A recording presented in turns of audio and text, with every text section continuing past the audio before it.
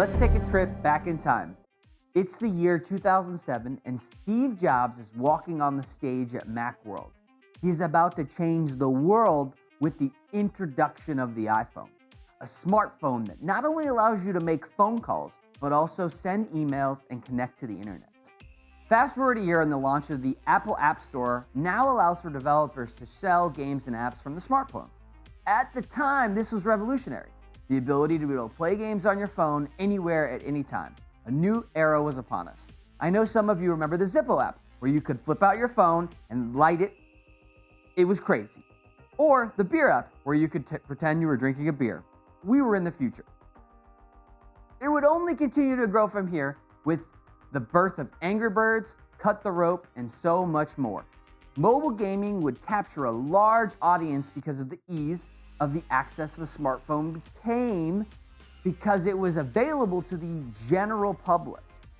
Then games like Clash of Clans and Clash Royale brought in a whole new trend, competition. These titles led the way for what would become known as mobile esports. Games like PUBG Mobile, Mobile Legends Bang Bang, Brawl Stars, and so many more. A market that in 2024 brought in $82 billion. Yes, billion dollars. The mobile market alone is almost the console and PC market combined. Everyone has a phone, so everyone plays. This has led to million-dollar tournaments for games that you might not even know exist. The grasp is wide, the growth was unmatched, and the future of esports might already be in the palm of your hands. This is the state of mobile esports. Do you guys not have phones? Yeah, you guys all have phones, right? Well, push. They're upstairs. They're at the door. They're at the wall. There is damage. Oh, what? What? That's two! What is he doing? Three! Is this real? Could this be the 4 versus 1? The push comes in. Oh my God! He's only gone and done it. What a play! That should not have happened!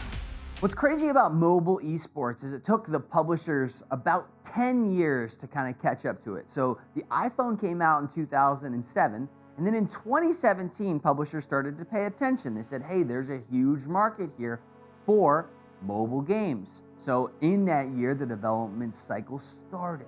They started developing some of these early games. Some of them like Clash Royale and Clash of Clans, ones that you may have played before. I remember Clash Royale was a big one because it was just so addictive and so competitive and fun, and they had a lot of tournaments, and there was 26 million players that competed to play Clash Royale alone. That's an insane number. We don't have a lot of tournaments on the console or the PC side that can even match that, so it was a huge game and pull. And the ability for everything to be accessible. Everybody has a phone. It's so easy for you to be able to whip that phone out and be able to play that game. I remember I ran tournaments for this game actually at Topgolf. It was amazing. We'd have kids show up and they'd all play, and people that never played before in a tournament showed up to this to be able to play and compete for the first time in something that they didn't even know what esports was. They just knew that they liked the game that they were playing on their phone. This is a great way for people to be able to get introduced to esports for the first time. And then ultimately, phones starting improving. So you'd have a phone with a bigger screen or something where it had a higher FPS rate on the actual screen itself. And then the internet started improving. We had things like 5G. We had higher speed internet connections that were allowed for less latency, so the games could be played at a higher level depending on the type of equipment you purchased. And then they started allowing Bluetooth connections, so you could connect your controller to your phone and be able to play those games. And this revolutionized what the esports industry looked like in the mobile landscape. There's huge prize pools in mobile esport. It's growing. There's a massive influx in cash from the publishers to be able to bring eyes to mobile esports because they want you to download the game. And so if they have big prize pools and a fun game that's addictive and readily available, all the folks can play the game. PUBG had a $2 million prize pool. Brawl Stars has $1 million in prize pool at least. There's a bunch of different games that have huge amounts of prize pools, and it's so easy to open up your phone, connect to the internet, and play that game. And so the publishers want to do that. The Microsoft acquisition of Activision Blizzard, the huge piece of that was Candy Crush. was Pet Rescues, was Farm Heroes. There was a ton of different games that were involved in that acquisition that Microsoft wanted because they know there's big money on the mobile esports side of these things. And this is not a new thing to the regular esports industry, but it is very much scaled up, where a lot of the prize pools that exist on the mobile side are much higher. And they also have a huge draw on the amount of participants for each of the games, which is something we don't traditionally see for the console and PC games because they just aren't as accessible. There's a huge player base in India alone where folks can be able to play and compete on their mobile phone because they have that device readily available. In other places, they might have a console and they're not really interested because they want to play on their console specifically. A ton of these games are free to play in nature, which is really cool because you can download them and start to compete, get your feel for the game, and then actually enter one of these tournaments and see if you have what it takes to be able to win. And like I said before, this is $82 billion industry, and a big portion of that is the prize pools that they are offering to players to compete.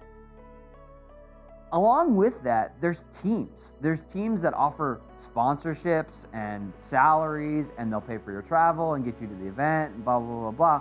But you're a part of one of these organizations just like a regular esports athlete. So a lot of the benefits are there, the barrier to entry is lower, and the availability of competition is right there for mobile esports currently. Another big piece with mobile esports is the microtransactions. So a lot of these games, like I said, are free to play. But ultimately, once you download the game, they have upgrades for your character to make you just a little bit stronger than other folks. There's skins, there's other pieces, there's cosmetics, there's leveling up faster, there's all these different things that you can buy to help make your experience go by faster. So instead of investing the time, you can invest dollars. And so a lot of folks do that. The microtransactions are a huge part of the mobile esports landscape and the business model. And I would say that's also true for the regular esports side, but I think on the mobile side, it's even amplified, and that's where a lot of their funding comes from, is those microtransactions, along with the advertisements that you see in some of those mobile games.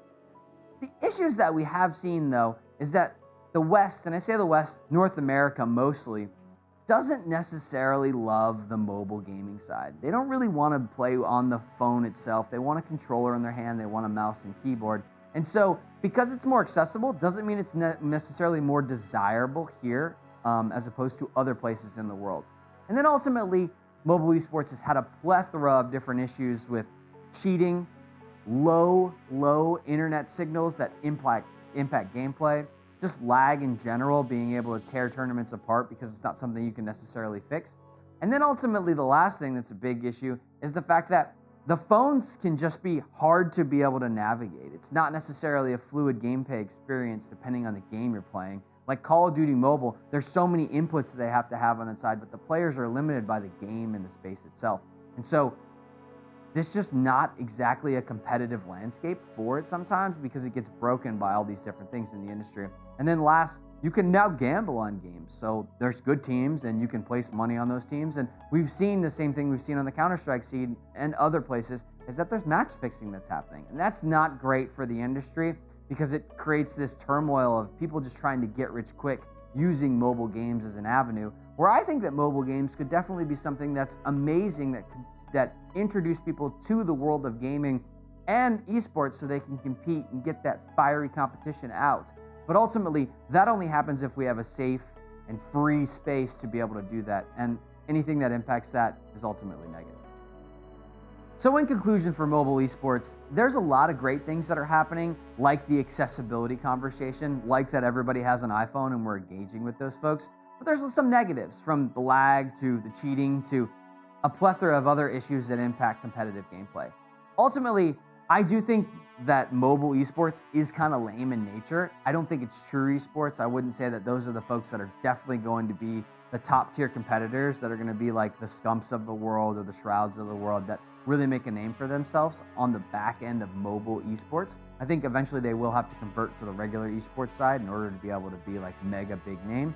But ultimately, it is a cool entry spot, and I think that folks will get engaged and involved in esports, starting with mobile gaming. And so only time will tell. Obviously, the industry is going to grow. People that are in it are going to continue to make money, but we'll see if over time it becomes the David or the Goliath of esports.